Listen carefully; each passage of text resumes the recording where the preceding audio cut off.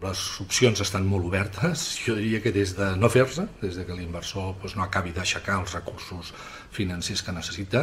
que no acabi d'encaixar el seu projecte o que opti per una altra ubicació. El govern de la Generalitat el que està fent és,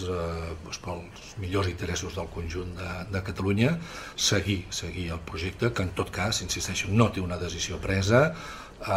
no té en el cas de Catalunya una ubicació determinada ni un perfil arquitectònic, però sí és veritat que ells opten per una localització propera a l'aeroport i per tant més o menys es tractaria de l'entorn que habitualment s'ha parlat les darreres setmanes. És un projecte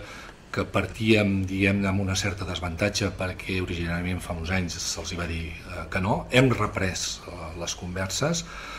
sempre, i això no ha estat mai en qüestió dins del nostre marc legal, laboral, mercantil, fiscal, més enllà que a vegades amb un inversor se li fan algunes ajudes o algunes